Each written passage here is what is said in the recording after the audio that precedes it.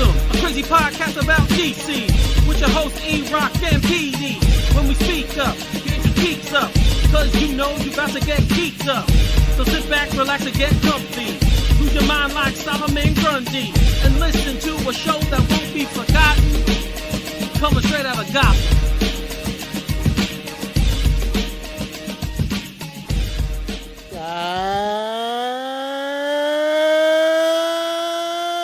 And hello, everybody in the DC universe. Welcome to another episode of Straight Outta Gotham, episode 49. We are a fandom pop culture podcast and a proud member of the Batman Podcast Network, hosted by Batman on Film. Make sure you check out all the other great shows on the network by heading on over to batmanpodcastnetwork.com. I'm your co-host from the other side of Hudson River, senior contributor to Batman on Film. I'm Peter Arvera. Today we're recording on August 20th, 2021. And as always, we have a great show for you today. Before we get into the good stuff, I would like to remind you, all of our faithful listeners, if you take the time to rate and review the show on iTunes or Apple Podcasts, and we read your review on air, you win our monthly contest, and you will receive a special prize pack. Now, let me introduce my co-host, my partner in crime, the man who holds the record for most one-arm push-ups atop the Oldfield Lighthouse, a fellow Batman on Film contributor. Ladies and gentlemen, the man who reviews Titans Weekly, Mr. Eric Holzman. Hello, Pete. Eric, how are you? I'm okay. I'm all right. Just sore. Okay? I'm sore from doing my push-ups, but well, you know, you're a workout machine. You got to practice. So it gets harder, though, as you get older. It gets harder. Really? Yeah. You know? I don't know. I mean, that's why you're here. I'm going to be 45 in a few months. Wow, you're an old man. You're 45. I'm going to, yes. It's coming. 50's creeping around the corner for a lot of things recently. Okay, that's enough. We don't need to remind me of that. Well, I meant for the show, but yeah. For both of us, the show and for me. Both things are coming. Leia wants your attention right now. The funny thing is, she's not even in the room. That's the funny thing. I think you got to let her in the room. I think she's downstairs. That's funny. But it's okay. She can bark. It's fine. Unless she comes up and starts scratching the door, then I'll let her in. You and Lauer have animal. You guys need pest control, I think. Or animal control. Nah, she's okay. She just likes being in my company, I guess. All right, now she's upstairs. As long as somebody likes you, right? Hold on. You could talk about something if you want, or I'll just pause this and you can begin. This would be the perfect opportunity to plug my book. Go ahead. Yeah. So I'm currently working on the Eric Holzman autobiography, or biography, whatever the term is. I think it's called From Sea to Shining Sea, the story of a man from Long Island and his fish stick journey. And currently I've got about 3 chapters written, so, you know, it'll probably hit shelves, I think, around, I'd say a year from now, probably August 2022. And it'll be at all major retailers. You'll see it at Barnes & Nobles. You'll see it at Borders. You can buy it on Amazon Books or whatever it is, you know, just... So if you love all the trivia about Eric and everything, then this book's going to be right up your alley. There's tons of pictures from young Eric and his just amazing, immaculate physique. Oh, Jesus. Looking like Momoa. Oh, hey, Eric's back. And so all that other great stuff. So if you've loved all the Eric stuff, I've got a whole book about it. I interview various people, Red Holzman, Mama Holzman, Eric's 12 sisters. So we get a real full in-depth look of Eric's life. So it's going to be fascinating. If you're a fan of Holzman, you're going to love this stuff. Isn't Red Holzman dead? I interviewed him before the book. Okay. Yeah. All right. So in your younger years, I guess. Okay.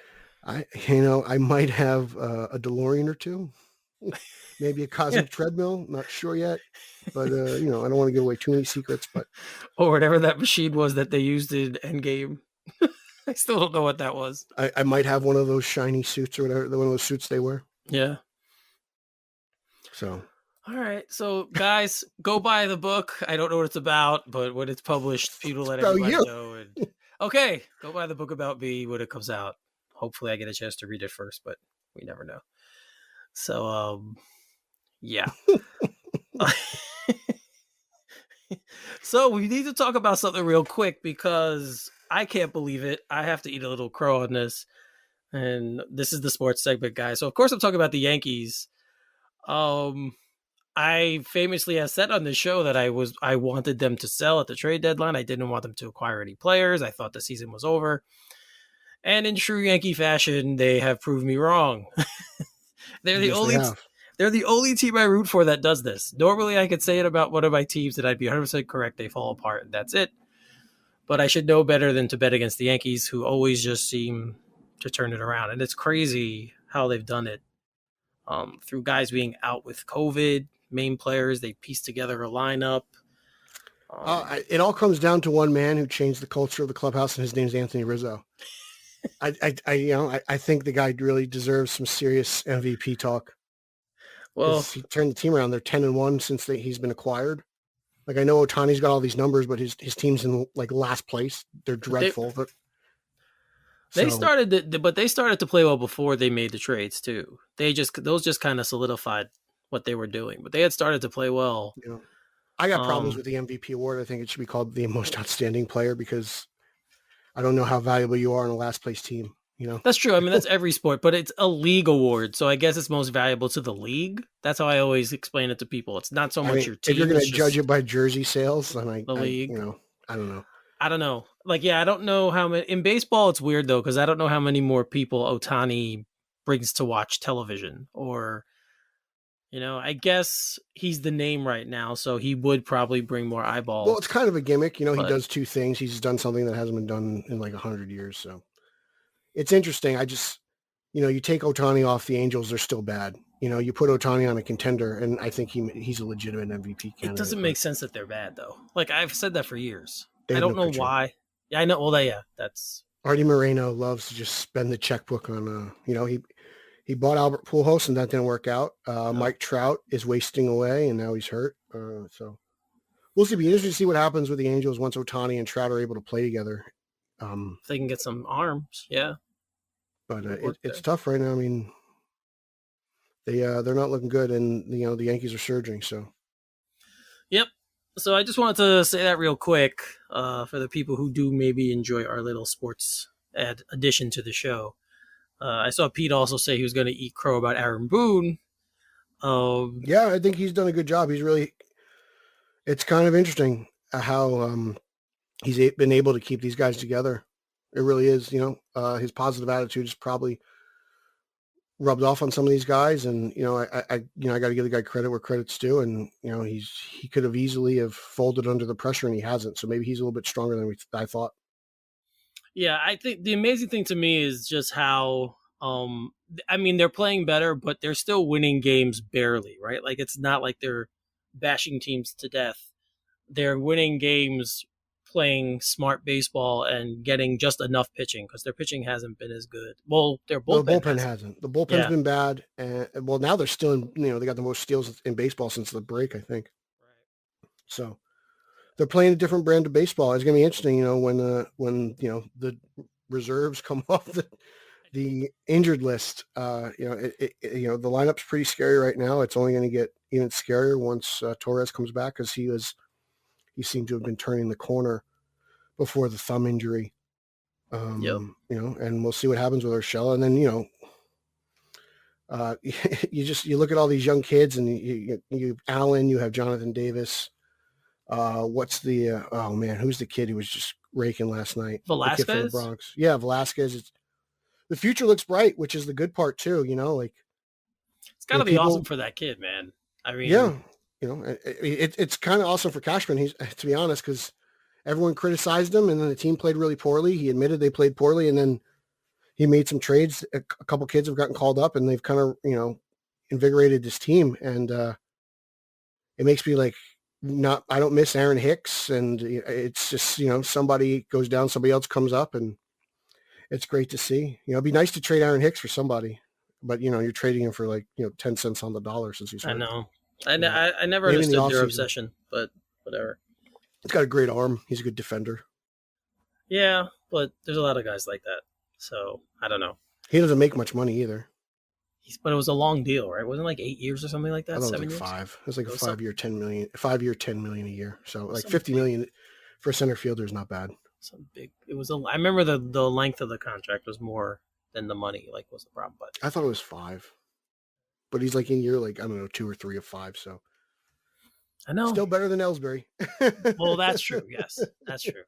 Anything is better than that. Even on the disabled list, that contract's still better than Ellsbury. Oh God.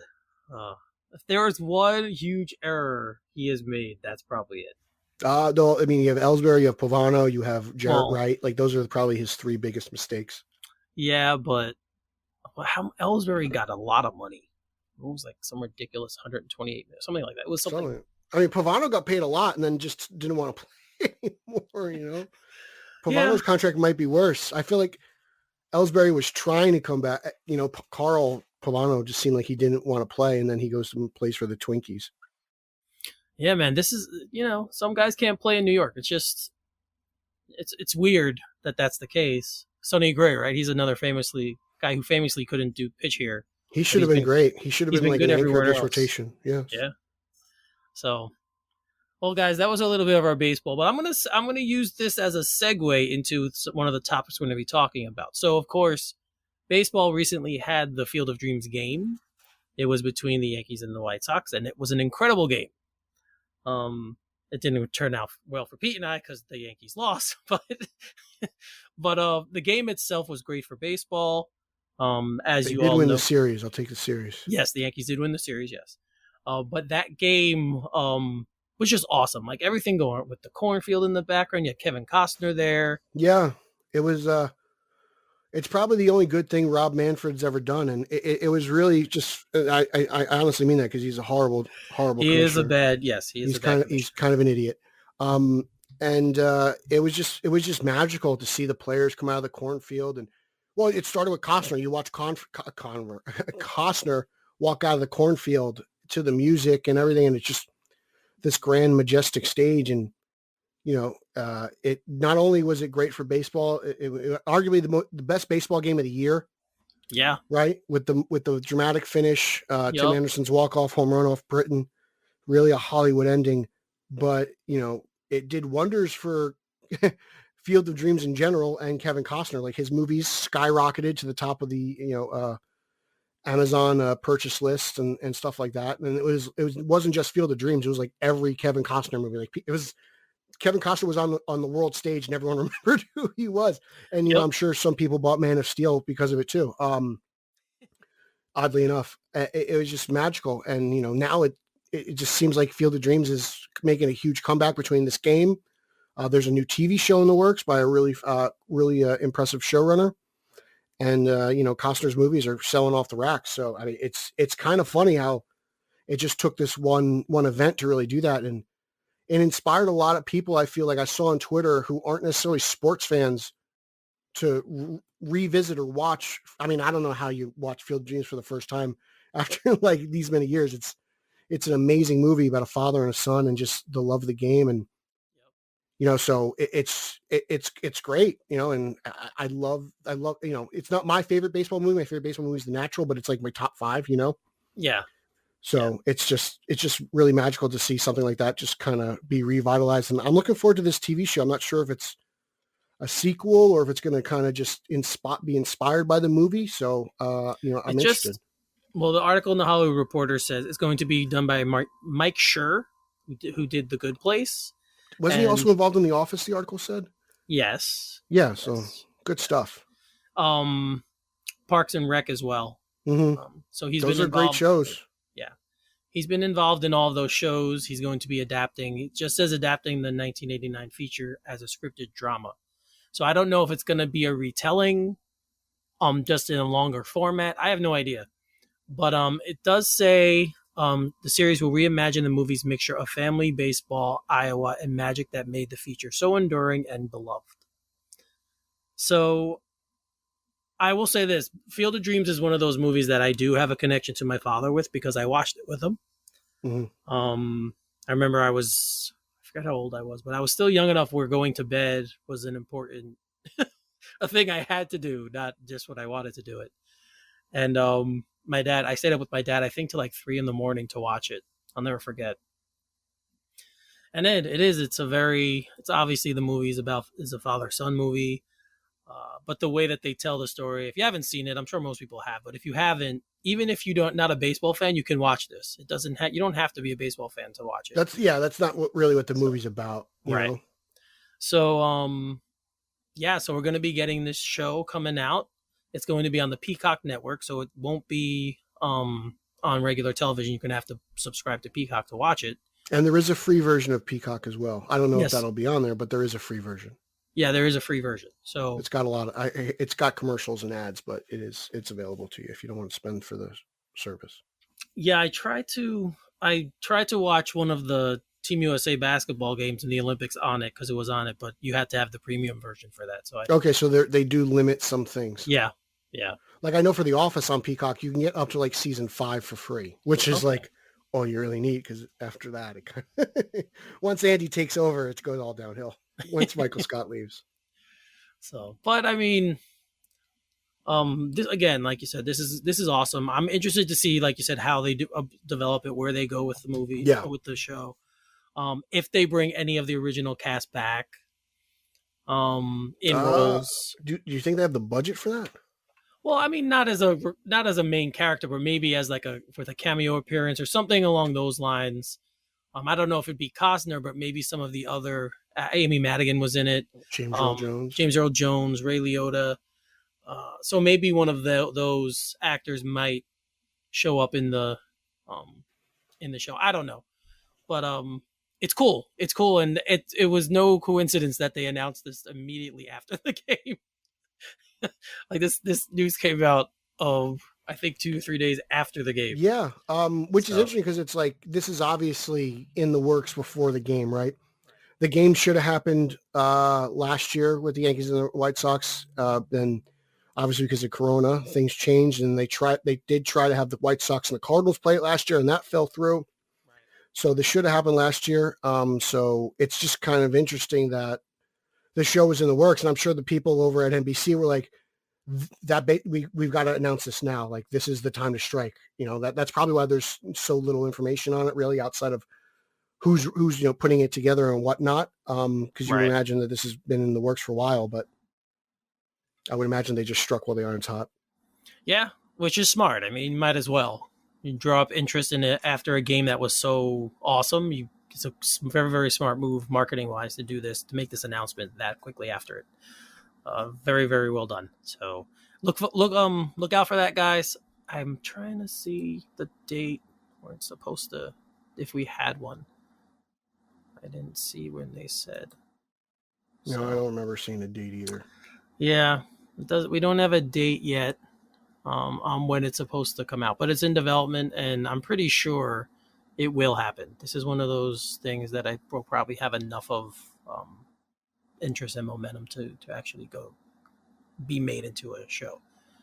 So I wonder if it'll be a mini series. I just wonder how many episodes you can really do. I don't know. It, like we said, it depends on how they're going to develop it. Are they going to do multiple storylines with this type of a feel, or are they going to focus maybe just on the field? And I don't know.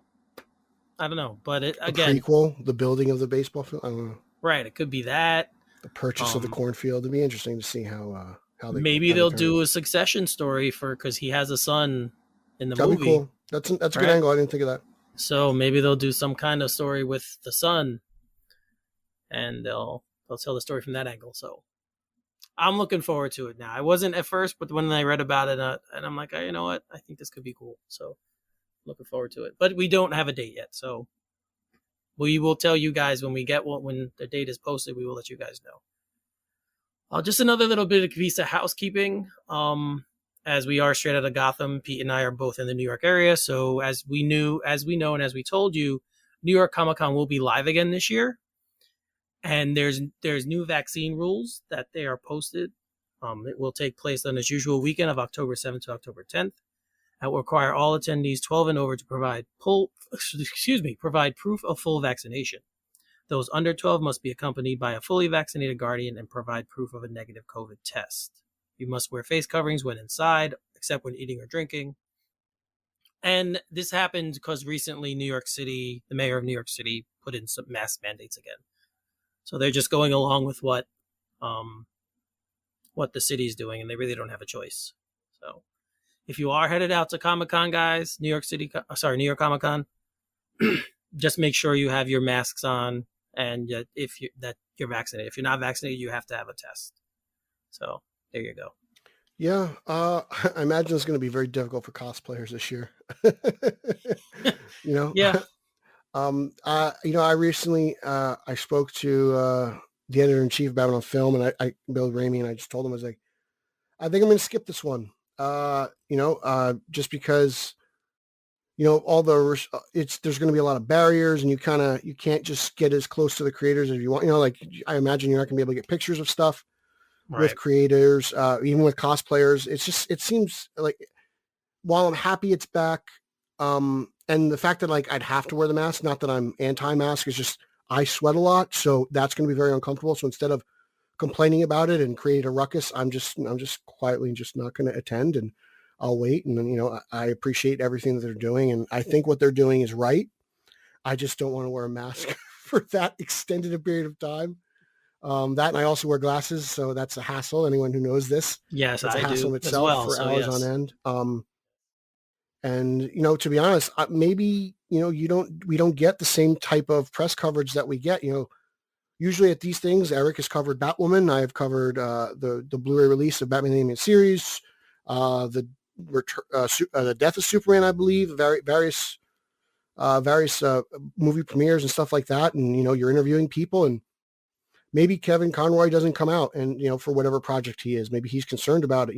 I wouldn't blame him either, just because in the Post, I read an article where a man, a woman, and their 2 kids were arrested for boarding a flight with faked vax cards. So, people who don't want to do it are finding ways to go about it, and it's kind of upsetting because everyone feels like they have their freedoms and whatnot. But again, just because my seatbelt and my airbags work doesn't mean you can drunk drive.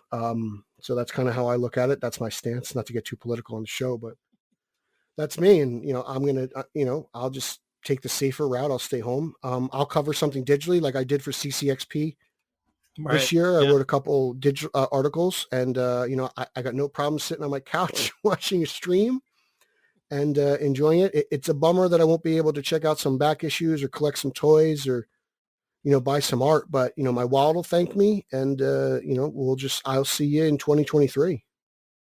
Wow, 2022. I thought you were saying now you weren't going next year either. No, my years are all mixed up. So yeah, 2022. I'll see you next year, the next one, the year after. Yeah. Yeah. It says the article does go on further to explain certain things about like what to expect. They might have plexiglass up blocking you from the vendor, or like we've gotten used to anyway in life, in COVID life, because a lot of places have done that. Whether it's a drugstore, some have plastic up now. Mm-hmm. Grocery store, some have it. So it's very much become a part of our lives. So I'm kind of with you. I'm looking into going. I told you before we started recording, I'm going to try and get our press pass. If I do get it, maybe I'll just go one day to see what it's about. I don't know.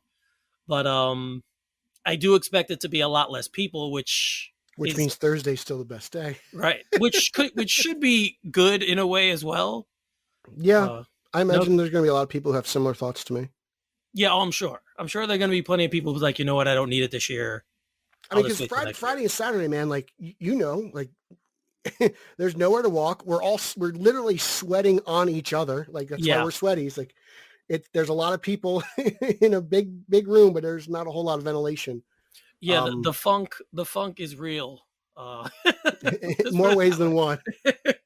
Yeah, it is. It's definitely noticeable when you're there on Saturday, and even maybe late Friday. Some people come in late Friday, whether they could leave work and go or whatever. Sometimes late Friday. Obviously, Thursday is always the best, and even Sunday. After the early stuff, a lot of people will leave, and you could go if you want to go later. You could do that too, but you're right. I'm sure Thursday is going to be. I applaud Reed Pop for taking the proper precautions, though, and everything. And if you read the article, like it's been posted on SOG Facebooks both and Twitter. the priority now is not content and entertainment. The priority now is safety. And I appreciate that they are taking the proper precautions and doing things the right way. It just shows, it's funny. It seems like New York is, and, it seems like they actually care about the people who attend the event, where, most companies, it seems like I'm sure money is a big thing, but they're trying really hard to get this out there for the fans. It seems like this is really, driven for the fan experience, and they're trying to make that the best they can in this time. And, I believe, Reed Pop was even asked about, well, what do you guys think about San Diego doing their Thanksgiving show and all that? And, he's like, we're in this together. We're not really competitors, blah, blah, blah. And it seemed like everyone's kind of on the same page, and they want to kind of create safe environments for fans. And they're trying to, like everything else, we're going to adapt, and we're going to try to give you something, because, you've been cooped up for a little bit. So I appreciate that. Yeah, I mean, they do have a Q&A with Lance Fensterman, who is the president of Reed Pop, and they go into a conversation about the streaming element. So, guys, there's more information in the THR article if you want to check it out. It's a great article. It is a great article about not only New York Comic Con, but as Pete was saying, the other events that might be going on. Obviously, we know they're doing the San Diego one, the live one during Thanksgiving weekend.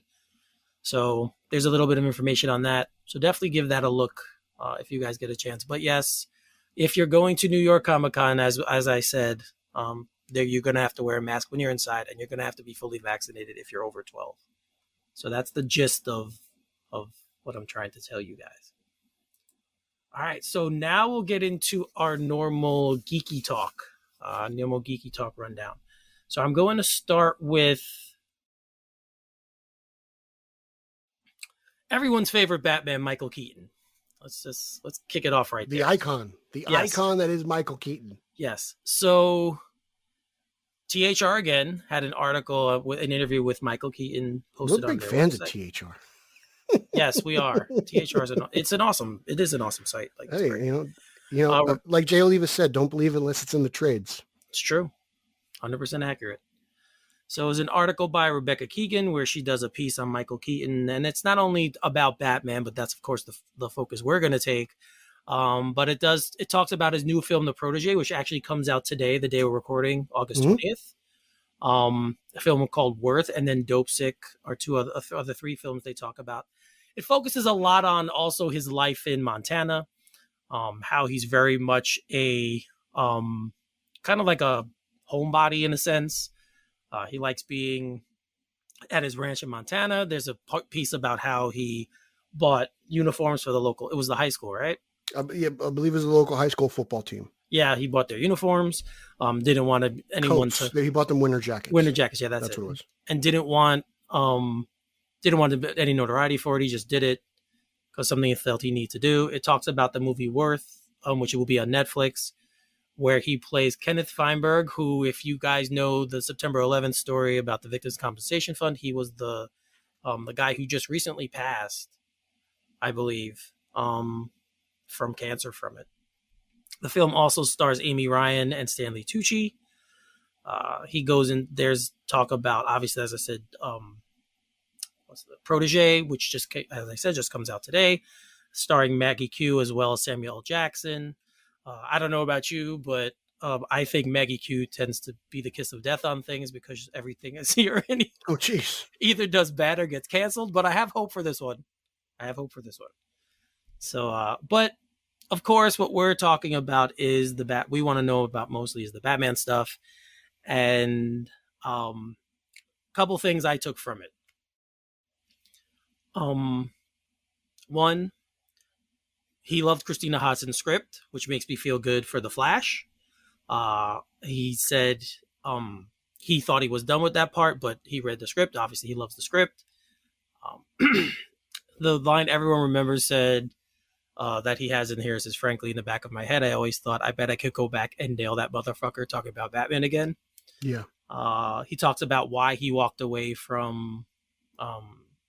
they talk about how he walked away from the Schumacher movie, the Batman Forever, because he didn't like the script. And how he's coming back here basically to see if he could do it again. Like, that's pretty much the gist of what I took from it. What about you, Pete? Again, with you on Christina Hodson, Bumblebee, Birds of Prey, really confident in this writer. I really think she's going to bring something to the table, especially to bring Michael Keaton back after such a long hiatus, because we know why he left Batman Forever. We know why he did not want to work with Joel and everything, the direction that film took. So this seems to be more in line with what he thinks Batman is. And, for me, one of the most important, there was a video interview he did with Jake Hamilton as well, where he kind of compared his role in the Flash to his role in Multiplicity, oddly enough. And I really found that very interesting. That wasn't in the TH article, but that was something I really found interesting. And just overall, like, to be honest, the Batman stuff kind of took a back seat for me, as much as it was like he turned down a role he turned down Tom Hanks' role in Splash so he can raise his kids, Yep. And just like we mentioned earlier, the purchasing of the coats for the football team, because he thought, he saw some kids without them, and he did the right thing because he could. And he's such a humble man. He seems very unlike what you would think a Hollywood actor is. Like, granted, the article mentions he does have a place out in LA. I'm sure he does, because where's Hollywood? So it's just nice to know that, there are regular people who are actors. Sometimes I feel like this stuff gets to these guys' heads, and it doesn't seem like this happened to him. He still has his roots, and he still fights the good fight. And whether, for, his political beliefs, and he does things the right way. And he seems like a great guy overall. Like, he seems like someone who would live next door to you. And that's kind of really what I took away from this article. Yeah, it definitely, as a piece on him, it definitely does give an insight into the type man he is, which is, as we said, just seems like a normal guy who gets to do this. And that's kind of what he says too. Mm-hmm. Like, he just says, I know he says a couple of things like, he doesn't like doing the same thing over and over again. That's something I remember that stood out to me, which is probably why he takes such various roles. It talks about how he started as a comedian, mm-hmm. Which most people know because a lot of his early films, they were comedic roles, like Mr. Love Mom and Night Shift. Those are the two probably most known ones. So he's a lot of that was his early career. If I'm not mistaken, I believe he actually started out in like Sesame Street doing something behind the scenes. That's not it. I didn't read that. It wasn't in the article, but I've seen like pictures of him. Okay. It's like very early in his career. I'll do a quick Google search while you're talking about it. I believe that is accurate. Yeah. I mean, they have a quote from Tim Burton about why he chose him. Mm-hmm. He says the main thing was, well, why does somebody need to dress up like a bat? Like, if you look like Arnold Schwarzenegger, you're scary enough. Yeah, we looked at a lot of like square-jawed actors, and I remember, when I interviewed Uslan, he said this too: is the eyes. Yeah, Keaton's eyes is the selling point. And there's you get that one great shot in '89 with him talking to Vicky, and it's what people, and it's the eyes. Like those eyes are mesmerizing and captivating, and it's like you said, like, why would Arnold need a suit of rubber? right. He wouldn't. He's the Terminator, right? He's Last Action Conan. Hero. Yeah. But Michael Keaton needs to wear a suit, and that's kind of like, even Affleck, even though Affleck was a big bulking Batman, he is just a man. And Val and George look like dudes. They didn't really work out too much. It doesn't look like, Val's got his shirt off at one scene in Forever. And you're kind of like, yeah, he looks average. He doesn't look like he's, jacked like they are now. He doesn't look like Chris Evans or Thor, but it's just Keaton's like one of those guys where you sit down and have a conversation with him, and it goes one way, and you just didn't expect it to. And he has, Pattinson's out there. Like, Pattinson will intentionally troll the media to deceive them. Yeah. Whereas Keaton's just very honest, but like, it's shocking. It's still shocking. They're shocking in different ways. Yeah. So I found that fascinating. Yeah. And he does agree with me. This is specifically for the guys from Let's Go, that '89 is the biggest cultural impact of comic book films. There's a little piece about that in there. I'm sure he's a little biased, but yes, he does agree. He also said in the article that he hasn't watched a comic book movie from start to finish since Batman '89. That's what he said. Which is interesting, because I was like, you didn't go to the premieres of Batman Returns or Spider-Man Homecoming? I know. Like, Yeah. don't you have to watch those movies? Like, maybe he fell asleep. I don't know. Yeah, he also talks about how he doesn't know much about the characters. There's a part of where he's talking about how when he was filming Morbius, they're talking to him, but he's just nodding his head, but he really has no idea. I love that part. Like, you have no idea what he's like. No. What's my character's motivation? Like, it's kind of like that. He's like, I don't need to know the grand scheme of what you're doing. I just need to know what I need to do. And, some people may be like, oh, this guy, he's just full. Like, no, that's all that really matters. Like, does the Vulture need to know the greater things that are going on in whatever Marvel, Sony? No, not really. He's just at least this interpretation is just a criminal who's out for himself. Yeah. And his family. Like, yeah, so. It's that was the other thing. And I kind of like that when an actor says that, because they don't have any preconceived notions about what they should do. They're given a much more of a clean slate to read a couple things and say, okay, I kind of get the idea. Let me put my spin on it. Which is obviously what we're going to get coming in Morbius. I'm excited. Morbius, it's funny, man. Keaton, his comeback since Birdman has been so strong, but while I'm so eagerly anticipating his role in The Flash, his role in Morbius might be more interesting just because it's like how this Sony universe is connected to the MCU. It is. Yeah. Whether Marvel wants to admit it or not, we know that Marvel had issues with the Netflix universe admitting that it was connected. That they at one point I believe we'll see what happens in the Spider-Man movie, but like I believe it's retconned that it's not for the most part. Yeah. So we'll see, and that's really interesting because like you're talking, possibly Sinister Six, Morbius, Venom, the Vulture, whoever pops up, and and that seems to be like Sony's own thing. So and in my mind, it's Holland's Spider-Man that they're going to go up against. So. Yeah, I would agree. As we know, MCU is being given the rights to do Spider-Man. Sony still owns Spider-Man, so they basically rented. Right, and they have the right to pull him back if they want to.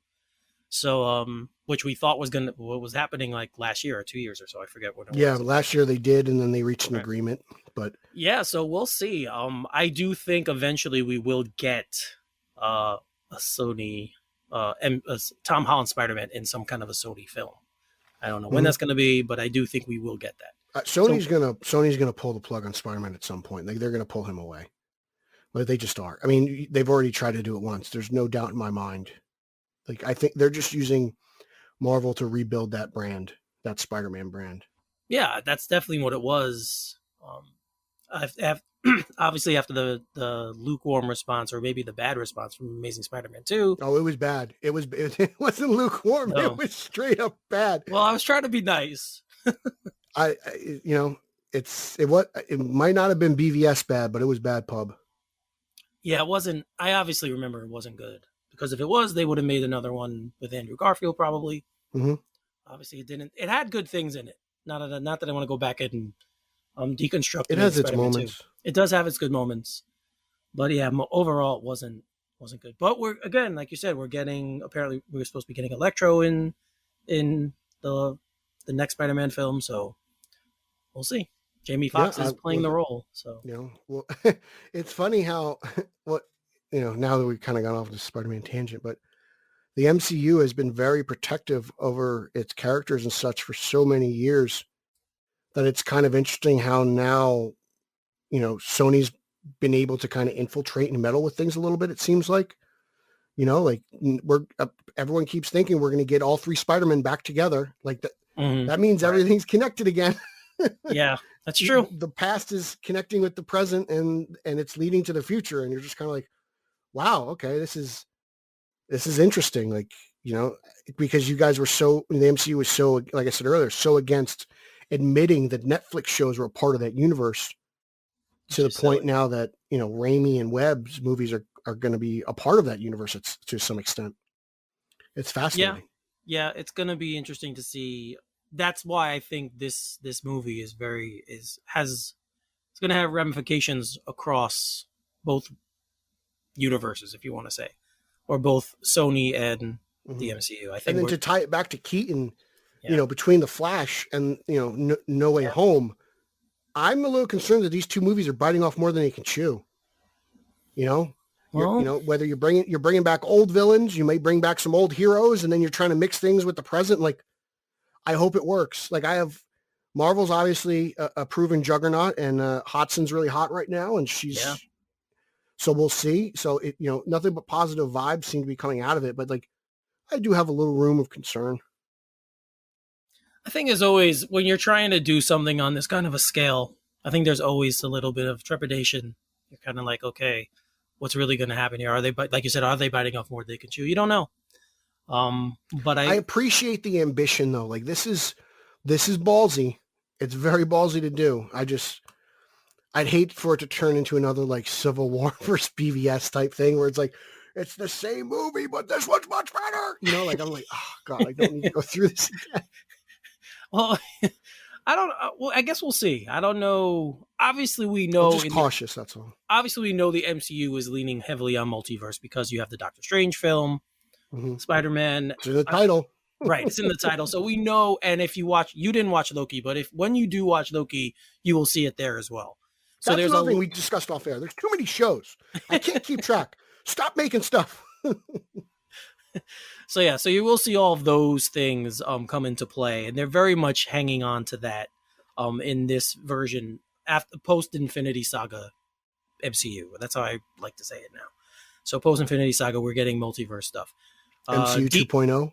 Yeah, DC obviously told us at Fandom that's where they were going last year, right? So what's the plan, Eric? DC didn't have a plan. If you paid attention, they have a plan.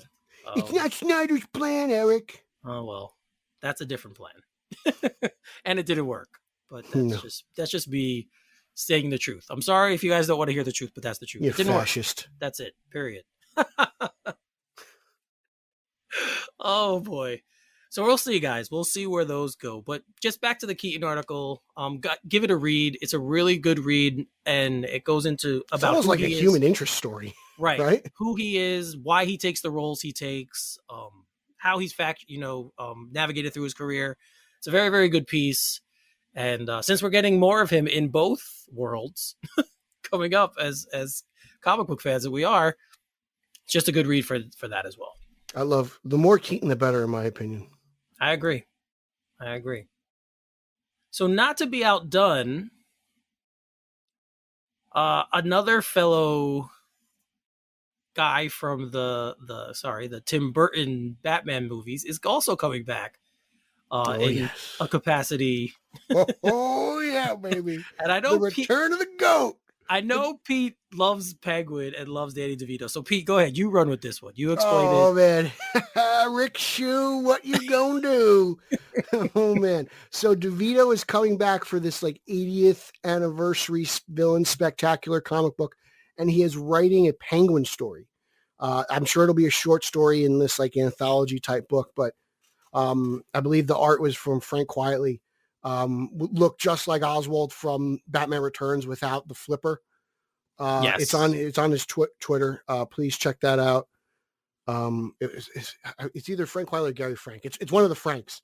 I can't remember off the top of my head, but it's just it looks phenomenal. I can't wait to see it. I'm so excited for this. I love Oswald in that movie. Just really giving the Penguin an identity other than just a pot-bellied umbrella guy. And my favorite version of Penguin comes from No Man's Land. I won't talk about that TV show. That's absolutely dreadful. That that's an interesting take. It's not my favorite.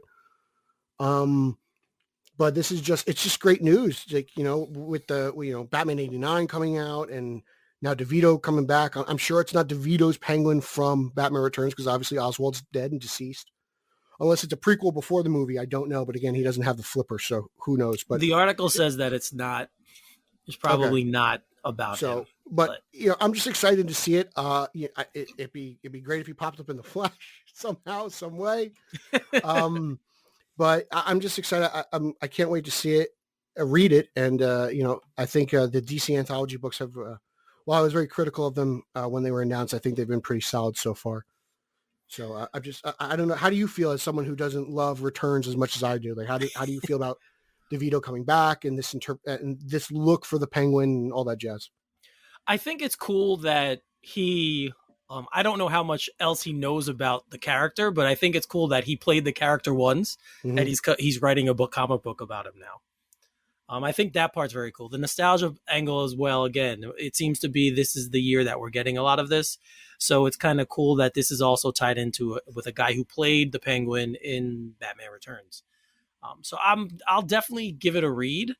I think I always like when actors, because I don't know if he's written anything else. I don't know what other creative outlets Danny DeVito has done. He's directed some movies. This is definitely within his capabilities. He's directed movies. He's written movies. Okay, so he's a writer as well. So he hasn't written a comic book, but he has written stuff. Okay, so yeah, I'll be interested to see. I think he's also got writing credits on Sunny. I'm sure he does. Yeah, I'm sure he does. So yeah, I'm really interested to see his take on the Penguin. I hope I kind of like the gangsterish Penguin, the more gangster, angle that they have. So if that's the way he goes, I'm sure I'll like it. But we'll see. We'll see what happens. But I wouldn't say I'm super excited about it, but I'm intrigued. Will you pick this up and read this? I will pick it up and read it. I will read this. So that's how I'm going to get you is, I got you to read Batman 89. I was going to read that anyway. I like to think I was the driving force on that. Have you been keeping up with Batman Catwoman? I know I got you to read issue 1, but have you been keeping up with that? No. Which I should. It's my own fault. I enjoyed the hell out of it. Okay, that's fine. As long as you admit that is your fault. Oh, it's totally my fault. Totally my fault. Of course. That's fine. No. That's great. 100% my laziness, I will say, is the reason why I haven't continued. You're spending too much time at the gym. That's why. I will go back. I will go back and read them. I'll read them. Because I like the first one so much. So it'll probably read better now because you can, do a straight through read. All right. Yeah, that's true. I'll start from the beginning. I remember what happened, but I'll just start and I'll read all 3. So that's cool. All right. Moving right along. Speaking of too many shows, Pete, I know you're behind on a lot of things, but you were the person who did get me to watch this show. So Harley Quinn. No, the other one. Superman and Lois. No. Of course I'm talking about Stargirl. Oh, of course. The best superhero show on television, hands down. I was not going to watch this show. But I had heard good things from you, especially a couple of other people. I know Paul Herman was big on the Stargirl. I remember reading his tweets about it. So I binge watched it. I want to say, I think in April or May, just this year, and it was great. I loved it. It was a really, really good show.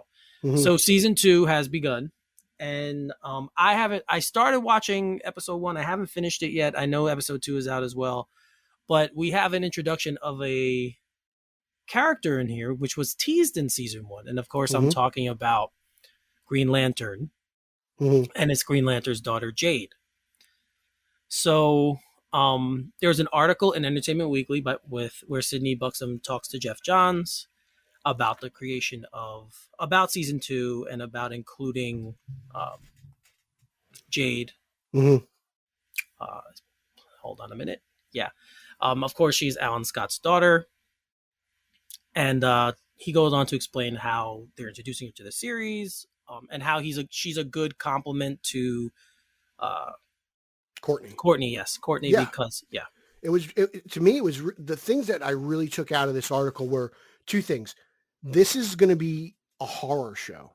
Yeah, he literally compared Eclipso to Freddy Krueger and Pennywise, which is totally different than what we saw in season 1. Right. Season 1, I thought, did what Titans wants to do, but better. Team building, team animosity, getting them together for the greater good, the common goal. Like I think the show I think the show really excels at that, bringing people together, bringing families together, creating a family. But it did not feel scary, right? And at no point, like even when Grundy was on the screen, it doesn't feel like a horror show. Right. Whereas this, he kind of pinpointed as this is kind of the direction we're going with our main villain of the season. And he says, it's going to be chapter by chapter. But the thing about Jade was Courtney sees herself in Jade, the Right. daughter of a superhero, which is what Courtney thought she was, carrying on that legacy, trying to find her father, all that stuff that really hit with Courtney. And it's kind of how Jade serves as an inspiration to Courtney. And I really found that interesting. And as a person who loves Jade, you know, growing up reading Jeff's work and all, you know, she's one of my favorite characters of all time. Because of how Jeff wrote her and stuff and Teen Titan and everything he's written, but also because of Kyle Rayner. So it's like this kind of opens the door. Like maybe there's a Kyle Rayner type character out there to be with Jade, or maybe that's the Green Lantern we actually do see. I know they teased Alan Scott and the actual Lantern itself.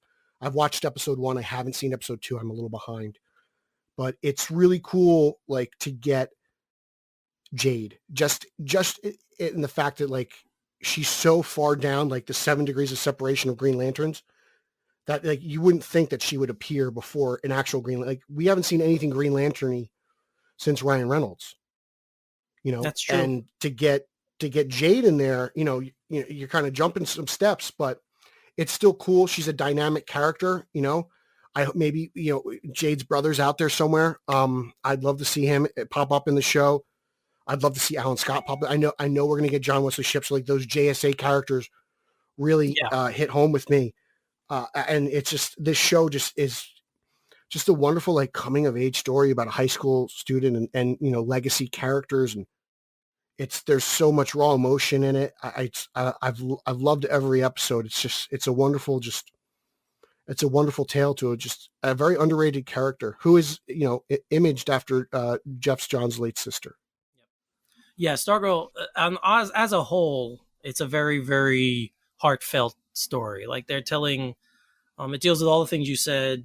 Obviously, the team building, Courtney being kind of, you know, thinking she's the daughter of a superhero when it turns out she's not. And then it's a very, very coming of age story for a girl as well, which I think is something that we need more of in media. So I think that part's good. Are you worried about the portrayal of Eclipso at all? How they might go about it? Because he does focus on that in the article.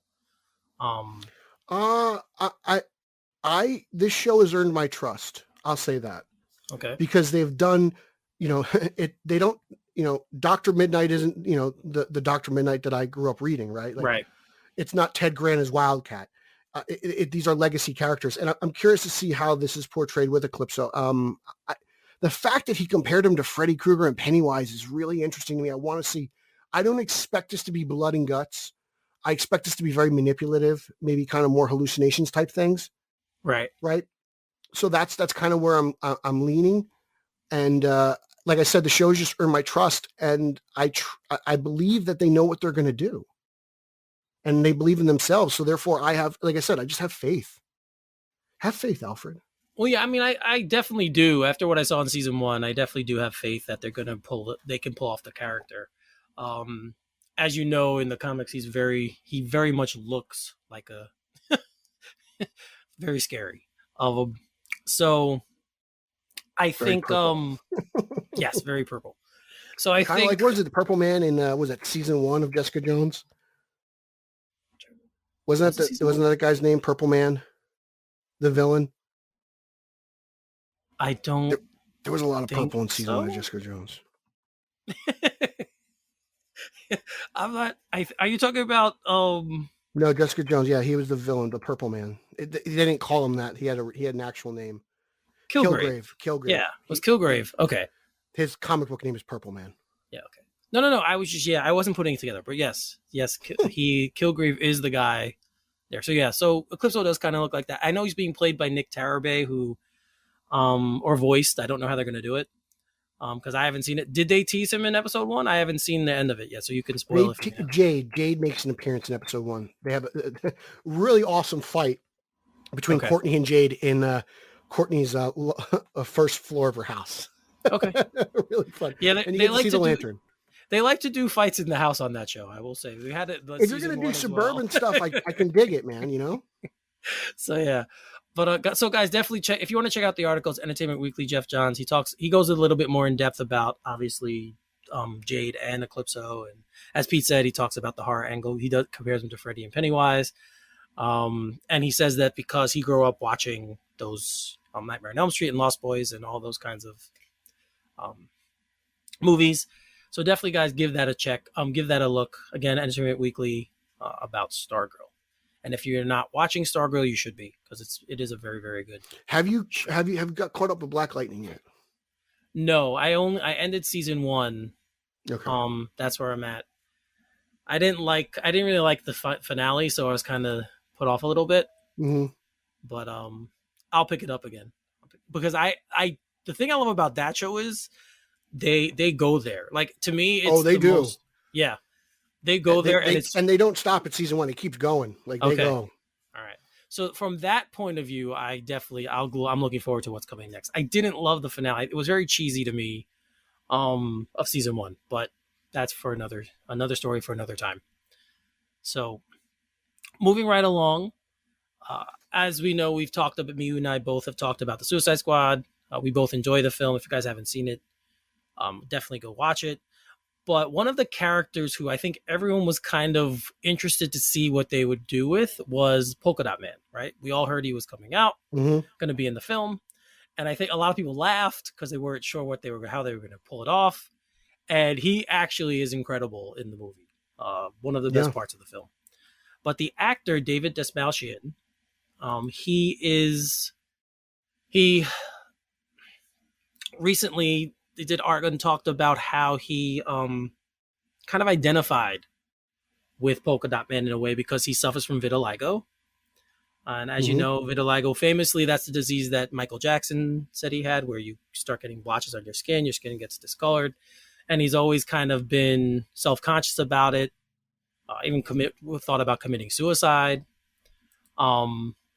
So the article goes into that, and how James Gunn actually on set, when they were about to shoot the scene, the scene at the end where he says, "I'm a superhero," he was worried about how he was going to do it. And James Gunn could kind of sense that he was not in the right place. And he went over to him and spoke to him and said, "You know what? You can do it. You're a great actor." So it's really more of a story about how self-conscious he is about this, and how he's been able to build a Hollywood career based off of it. It goes in depth on how he doesn't even have an agent until recently. Yeah, which is fascinating. I was like, how do you operate in Hollywood without an agent? Yeah, so it's a very, very cool piece about this role being something he totally related to. So Pete, what did you take from it? Well, to me, I think you could see it in the film, right? Like, his performance, it feels very personal, and it actually was. Like, this character does relate to him. He was the perfect actor for this character. Even Margot Robbie said it, in the article. She goes, I pictured him when we were talking about this character in this movie. And, to me, I didn't think this guy was as big of an actor as that. To someone, like, I'm sure people in Hollywood know each other and blah, blah, blah. But, I just didn't assume he was that big of a name. But apparently he has made a stand for himself, and he's been in The Flash numerous times as Abracadabra. He's been, obviously we all remember him as Harvey Dent's best friend in The Dark Knight. Yep.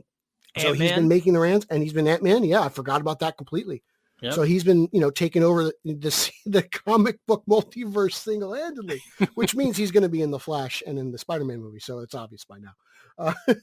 But it's a wonderful personal story about, just someone who overcomes, just struggles and doubt to just reach their goals. It's very inspiring, and I'm glad that he was able to do what he's able to do, because I love him in The Flash. He's great in The Dark Knight for the little bit he's there, and he's one of the show stealers in Suicide Squad. So this guy is just a fantastic talent, and his performance it bleeds through the screen, and how personal and how much it meant to him. And when he's screaming out, "I am a superhero," like that's him talking to himself. A guy who he doubted his future. Like, can I be this star? Can I be a good father? And he's overcome all that. So just bravo, congratulations, thank you for all that you've done. I appreciate your work, and it's wonderful work. Yeah, and it also just goes to, like, again, how good of a guy James Gunn seems to be. Yeah. Like he like he said, when he wrote it, this is the only guy he wanted for the role. That's it. He didn't want anyone else to play it. And then, like you said about Margot Robbie as well, saying, I immediately thought of him when it's just a really cool article about a guy who hasn't been the star in many movies, but him. Like, him when you see him. He's kind of like a John Turturro, where like you're like, oh man, he's in so many movies that I didn't even know. Yep, it's true, very true. And he always leaves a memorable performance. Yes, yeah. So sticking with the Suicide Squad, there's an article in the Wrap, and James Gunn was on the podcast Script Apart, and he was talking about in early versions of the Suicide Squad, he thought about making Superman the antagonist. I mean, he goes into further explaining it, but just very quickly, I don't think I would have liked that. But what about you? No, I don't understand this fascination with evil Superman. It is, it's very interesting. I know everyone got all up in arms when they thought Superman and Lois were stealing Snyder's bit for evil Superman, and right. There was that, even in that angle of being possessed by anti-life. I wasn't a huge fan of. I want to see Superman doing. Call me a gatekeeper. I want to see, truth, justice, the American way, saving cats out of trees, helping people. Like, I want to see that. I'm sorry. Right. Yeah. I guess I suck. But that's just Superman to me. Also, like, I feel like, at one point when the whole Bloodsport thing broke, we all know who went crazy about, Bloodsport shooting Superman, and then, well, what's Superman? And I'm sure at some point, they were kind of like, you really want to get involved in this? You want to get involved in this? And, I can't blame him for saying no. Like, just be over the Bloodsport angle.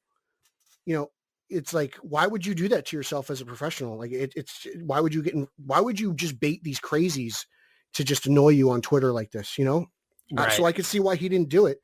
I get why he wanted to do it. It seems like a cool concept, but like you said, like Starro, he's like, if someone else does Starro, he said the Black Cloud treatment, which I think is a shot at Galactus in Rise of the Silver Surfer, and justifiably so, because that's not a great interpretation of Galactus at all. All right. So the fact that he was able to do Starro and then do it accurately, portray the character right on screen in all his pastel glory, it worked. It's a much better film. I don't want to see the Suicide Squad hunt Superman, and I know that's a video game we're going to get, but again, that's a video game. That's not massively consumed as much as a movie. Exactly. And I think fanboys have to realize that stuff, and I think some people have a hard time taking off their fanboy hat and thinking about, well, what's the best option here? I never had a problem with the deconstruction of Superman. I had a problem with how it was gone about, right? And in the theatrical, it's not good in Superman 3 either. Let's just say that. No, it's not. And in the theatrical cut of Justice League, he gets a much better ending. He's in that movie. He's much more Superman, I think, than any other live action movie since Superman Returns. Right. I'm with you. I don't understand the obsession of taking this character who has always been this certain thing to people, and wanting to break him down every chance you get. Gunn said his original motivation for it, was who is Superman in the DCEU. So he was thinking about Henry Cavill, Superman, when he talked about it. Mm-hmm. So he said when he really thought about it, he didn't really want to go down that road, down that path. And I guarantee you we all know why. Yeah, I think we all know why. I'm not going to go into it, but I think we all know why. At the end of the day, he made the right decision, because Suicide Squad is maybe not financially kicking butt in this pandemic era, but critically it's 90%, 91%, something like that on Rotten Tomatoes. Yeah. So, I mean, he obviously made the right decision. And look, we both like Injustice, both games. Yes. I don't know about Eric, but I have read Injustice, the series. I like it. It's not my favorite. Those characters, everybody's so deconstructed. It's just, it is an Elseworlds tale. It's out there. It's far out there. It's, it's not for everyone. And I know we're getting an Injustice movie, so there is a crowd for that. But again, like, all those things are geared towards fanboys. I don't know if the Mortal Kombat crowd is the crowd you're trying to sell your movie for. While that movie was interesting in itself that just came out, it sure didn't create a huge amount of buzz. I want to just see more traditional versions of these characters. in that Right. sense. Yeah, That's I just think my take. But if someone has a good take on it, like if this Michael B. Jordan Superman movie gets made, or this J.J. Abrams Superman gets made, and they interpret the Black Superman, I'll see it and I'll check it out. Is it the number one priority on my list of movies to get made? No, it's not. But like I'll judge it when I see it. It's just and then I could tell you if I like it or not. But like Injustice is just, I don't know. As evil as the Joker is, I don't want to see Superman rip his heart out. I just don't. I don't want to see Superman do that. I don't even like what Batman did at the end of Titans, supposedly, episode 1. So like, it's not just Superman. These characters who have this moral code. And while some people can be very interested in what happens in the deconstruction of breaking that moral code and what does a character do when he's on the brink, well, like, hey, look, while I dig it in BVS and I get it, even that portrayal of that character is kind of widely panned. it is. So, some people love it. Some people don't. I think the majority want to see more accurate portrayals of these characters. I agree. I think, especially since we've been getting so much the other way lately, I think people are ready for a return to somewhat normalcy. Superman and Lois kind of did that. So, I think we're at a point now where let Superman be Superman. Mm-hmm. Like, I just think, especially with that character, I think Superman, more than any of the DC characters, has always been the virtuous, hopeful character. Again, I have no problems with the different interpretations. When they work, they work. But I think we've had enough of that side. So let's go back to giving us more of the hero that we know in Superman. Yeah, no, I'm with you. All right, so sticking with a James and in DC, but a different James. Of course, I'm talking about James Wan. There was an article on Games Radar about his inspiration for Aquaman 2. And it's heavily inspired by Planet of the Vampires. Which Reno loves. Yes, Reno. If you guys ever want like foreign film must-sees, go talk to Reno, because he just obscure things. he can hook you up and tell you where to go.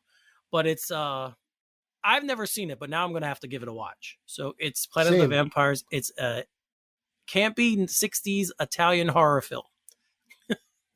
So it's directed by Mario Bava, and some people think that the film actually inspired Prometheus. If you've seen Prometheus, that's some people think that as well. But Juan famously says in this article, he was like, you could take the horror, the boy out of horror, but not horror out of the boy. So he's leaning on that.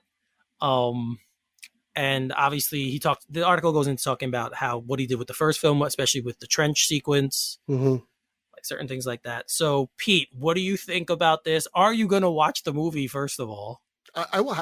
I will have to watch this vampire movie. Check it out. It's interesting. Like, I have full faith in James Wan after Aquaman 1. I mean, not even after Aquaman 1, but after his whole career. Like, yeah, how could you doubt the man? But this is interesting just because, like, that's what kind of attracted him to Aquaman were, sea monsters and, I guess for lack of a better term, kind of kaiju, right? Like, and the trench. And there are glimpses of that in the first one. And this seems to be more of a James Wan movie now. So this seems to be right in his wheelhouse. I kind of hope, and it kind of brings me back to Batman Returns that we mentioned earlier. That's more of a Tim Burton movie than a Batman movie. Definitely. I kind of hope it's not as drastic as that, really, because, I still want it to be Aquaman, but like this is a take on Aquaman. This is James's take, and I'm totally fine with that because there's a lot of faithfulness in there with a little spin. So it's cool to hear that something kind of obscure, from my knowledge, influenced this film, because it's like, oh, cool, I get something else to check out. And right, if this is what Juan wants to do, let him do it. I mean, like, how could you, after the first one, how could you doubt him? I think that's exactly what the studio is doing, right? They're kind of like, do your movie. They're basically saying to him, okay, here you go, do the film. And he's a Warner Brothers guy, like he's big on New Line. He got that Conjuring universe started. He did a few of those. So they know what he's capable of doing. He has another movie coming out, called Malignant. So if you guys want to check out The next excuse me, it'll be released on September 10th. Mm-hmm. So if you guys want to check out James Wan's next movie, Malignant, that's the date. I don't think I've seen a trailer for it yet. I might have. Every time I go to the movies now, I see so many trailers. I always think I've seen them already. So I'm still waiting to see the Batman trailer on the big screen. Oh, dude, Suicide Squad! I still got haven't to see it. I did not. I didn't see it. So good. It's like, as much as I love watching it on my computer or on television, when I put it on television, seeing it on the big screen is so much better. I'd hate to be the guy who isn't excited for that movie. I'll tell you that much. Anyone in particular? I will leave that alone. We'll leave that alone. Okay, so we have some news out of the DC animation world, again from the Hollywood Reporter, because again we just love the Hollywood Reporter. we like good reporting. I don't know what to tell you. Yeah, so, and we're getting a Catwoman animated movie called Catwoman Hunted, and it will voice star Elizabeth Gillies as Catwoman. Mm-hmm. The show will also include these voice actors. So if you know them and you like them, I'll give you the list.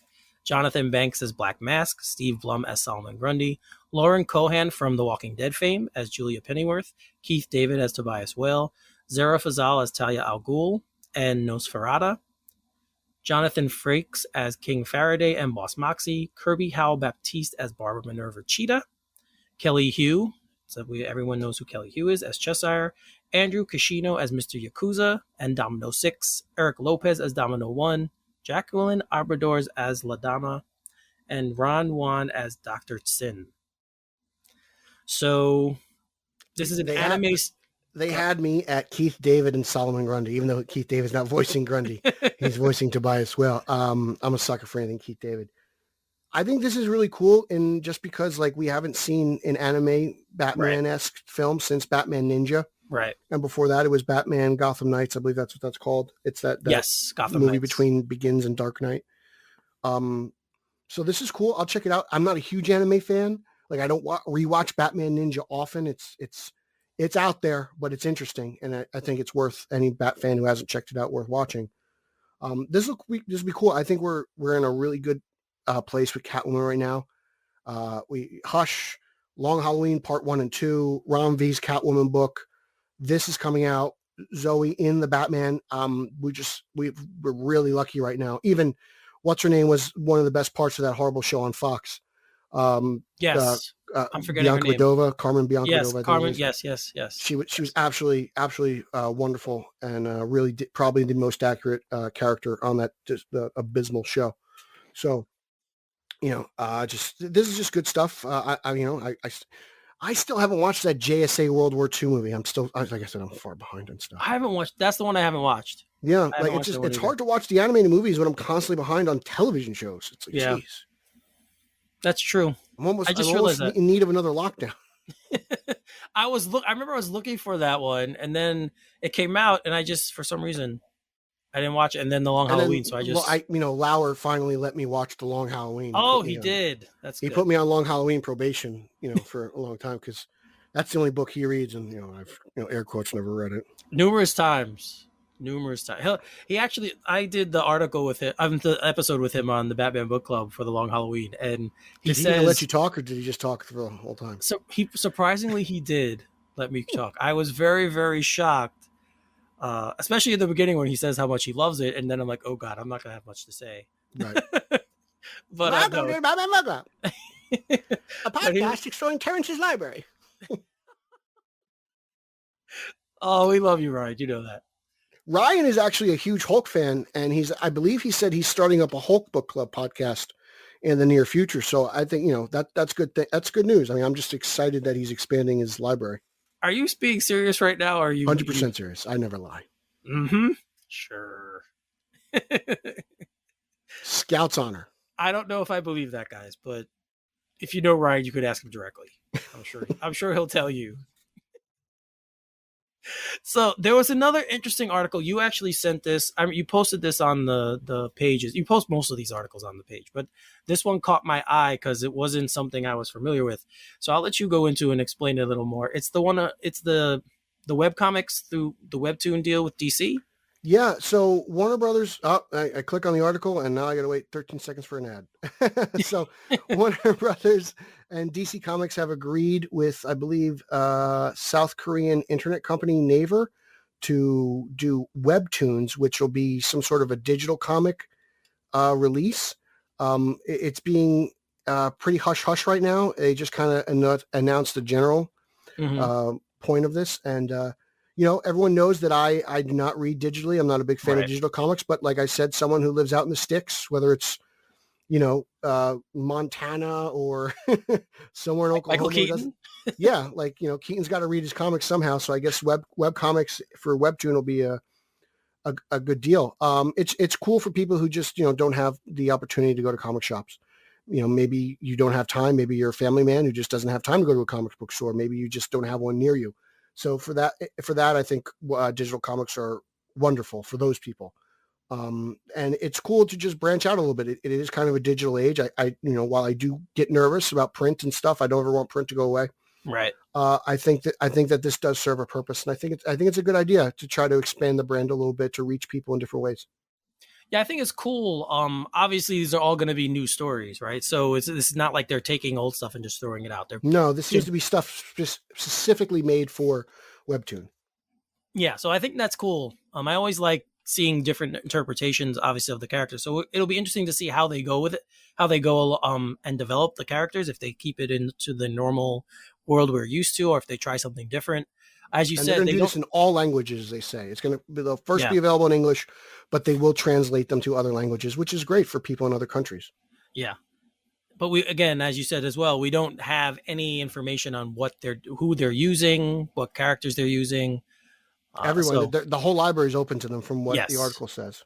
Yes, the whole library is available, but so far right now, we don't know who exactly. There's no development mentioned in the article.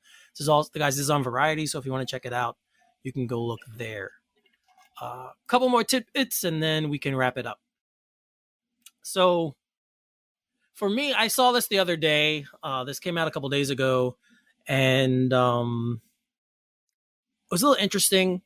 There is a new Star Wars thing called Star Wars Visions, and they're doing a kind of an anthology anime series based on Star Wars lore, but it's not like a typical Star Wars type of show. So it's going to be on Disney Plus. It's got, voice actors voice actors who are actors that we know, like Joseph Gordon-Levitt, Bobby Moynihan, Tamara Morrison, Simu Liu, who plays Shang-Chi. So there's a lot of different, a lot being put into this. And just based off the trailer that I saw, as a Star Wars lifelong Star Wars fan, it didn't interest me all that much. I think it looks cool. Really? Yeah, I think it looks cool, but I don't know if it's going to be something that I enjoy. So we'll see. We'll see how it goes. As I said before with Catwoman, I'm not a huge anime guy, and this is kind of being done in that style. So of course, being Star Wars, I will give it a watch. You're not really hyped off this because I know you're loving Bad Batch. You don't think that this will be good? No, this is completely different than what Bad Batch is. Okay. This is a completely different era. It's called Visions, I think, for a reason, because they're doing it in a different style. So, again, I hope it does well. I hope for the people who love anime, they watch it. Again, it even has, I didn't mention other names. It has David Harbour as a voice actor on this. Masaoka, who, if you know Heroes, he played Hero on Heroes. Henry Golding, who most recently was in Snake Eyes. George Takei. I mean, obviously, there's a lot of. This is a star-studded cast here. Yeah, there's a lot of star-studded. It's a lot of stars in this show. But again, as a Star Wars fan, I'll give it a watch. Obviously, it's going to premiere on September 22nd, guys. So it's coming soon. But I didn't get too excited from seeing the trailer. Visually, it looks cool. I just don't know if I'm buying what they're doing. So, what about you, Pete? You're not as big a Star Wars fan. Is this something that would pull you in to watch it? Because it sounded like you a little more excited. I'm probably not going to watch this at all. Okay.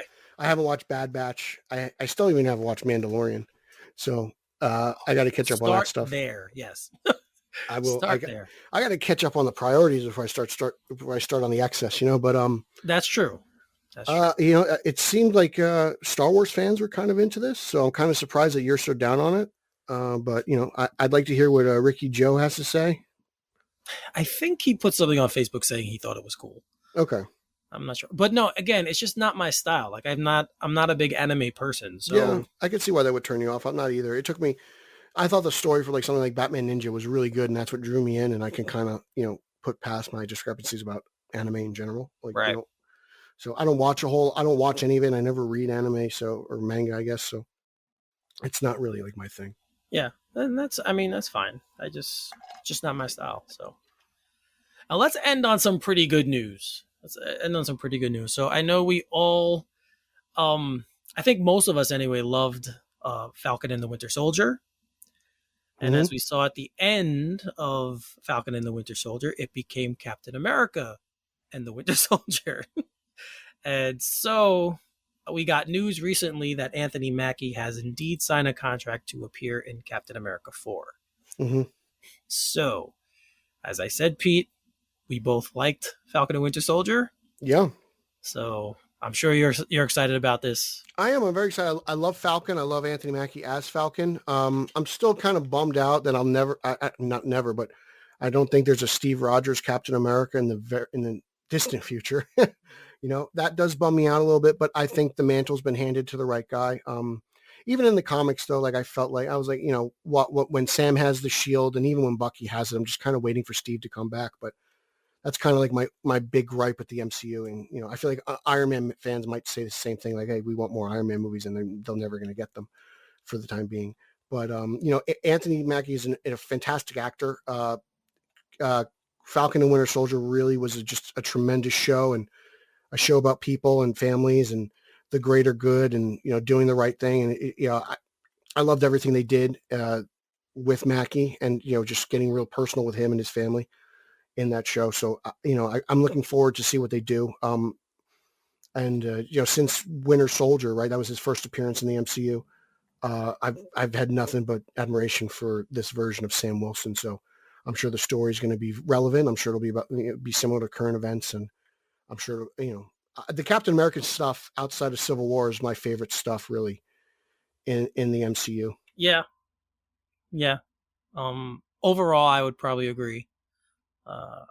You're not an Iron Man fan. I am. So I like Iron Man and, I just hate Iron Man, the character. The movies are all right. He's a drunken jerk. So I don't like him. Well, Pete, we could have saved this, but now since we got the news, I'm just going to say it. We will be having a new Iron person, of course, Ironheart. Riri Williams will debut in Black Panther: Wakanda Forever in the MCU. So we will be getting a new Iron character, being Ironheart. Mm-hmm. So I think that's pretty cool news. Yeah, Ironheart is kind of. I feel she took the comic world by storm. And, it's good. Obviously, there's no Tony Stark anymore, so they've got to do something. Right. So this is interesting. I look forward to see what they're going to do, how she plays into Wakanda Forever. That movie in general just is very interesting to me with everything that goes around it. So, I look forward to seeing the trailer and seeing what they come up with and seeing the actual suit and everything. And hopefully, I like Riri more than I like Tony Stark. So I might actually enjoy this one. Yeah, we'll see, man. I think it's cool, and this is a character that already exists, so it's not like they're just throwing someone in there. Mm-hmm. So I like that as well, that they're keeping it consistent, and I think it's going to be cool to have that they're not bringing back Tony some way, like using some kind of time travel method to bring Tony back. I think it's cool that they're going in this direction. So. We didn't have that in the rundown, but because Pete brought up Iron Man, I just figured I'd throw it in. I still think it's a bummer for Iron Man fans who, they only got 3 movies. I know, maybe grander scheme of things, I know he appears in the Avengers and he has a glorified cameo in Homecoming, but I'm sure Iron Man fans are not happy that there's no more, or Tony Stark. It's kind of a bummer for that fan base. No, it is. I agree. I mean, I would love to. Just because if you like Robert Downey Jr., it'd be cool if he could keep playing the character. It's kind of like how everyone felt about Hugh Jackman with Wolverine. I don't even need. I wouldn't even. I mean, if you bring up Jackman, I can relate to that better. But like, just another Wolverine, like it doesn't have to be him. That's my problem with like shared universe. It's like, okay, this is over. We're done with this. It's like, again, like, well, that's why Batman's so cool. That's why like I'm cool with not having a shared DC universe. Cause it's like, well, let Reeves tell his story. Okay. He's done. Okay. So on to the next guy.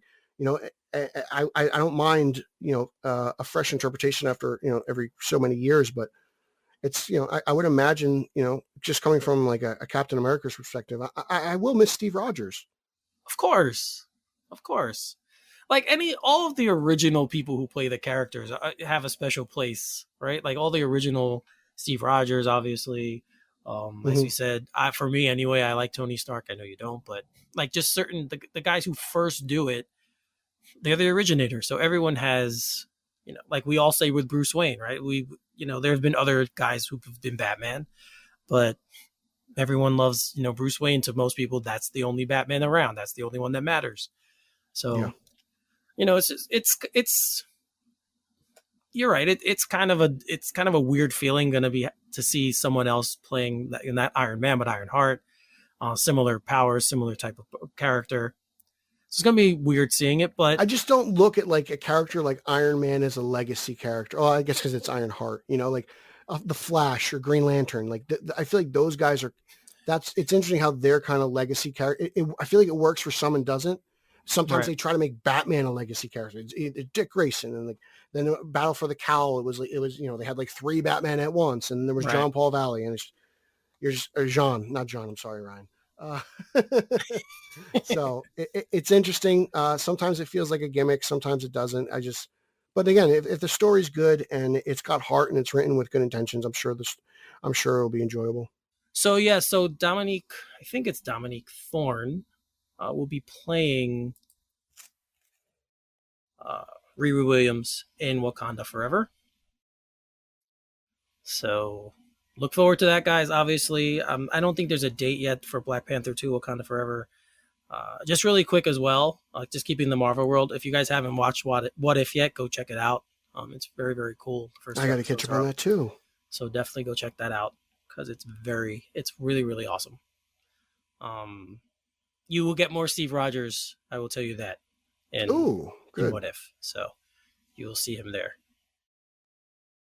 All right. So let's wrap this one up. So Pete, tell everyone what you got going on and where they can find you. You can follow me on social media. That is Twitter, Instagram, and Zack Snyder's favorite Vero on what's it called? At Pete Illustrated. You can check out our Facebook page, Straight Outta Gotham. Check out our Facebook fan page, Straight Outta Gotham. Check out our Twitter handle, straight_O_G on Twitter, and it's also the same thing on Instagram. Check out the at Team Oval on Twitter. Italians for Spidey's on Twitter. That's the Italian Spider-Man Coalition podcast that I co-host with Nico and his father Nick, and we just talk all things Spidey. I got interviews on Batman on Film YouTube. I got comic reviews on Batman on Film proper. Just give it all a look. Feel free to hit me up on social media. Let's talk some fun stuff, and that's that. All right, guys, as you know, you can find me on Twitter at Finally33, spell Finale33, same on Instagram. You guys could also check out me on Batman on Film right now. I am reviewing the TV show Titans from HBO Max. I will have my article for episode 4 done today, and it probably will be put on the site tomorrow. So if you're listening today on August 20th, August 21st, it should probably be on Batman on Film proper. I think that's it. Sounds like it. We've been talking for too long. That's all we got going on right now. My water's empty. I got to refill it. All right, so I think that's it, guys. So for Pete Vera, I'm Eric Holzman. You are listening to Straight Outta Gotham, and we'll see you next time. Booyah.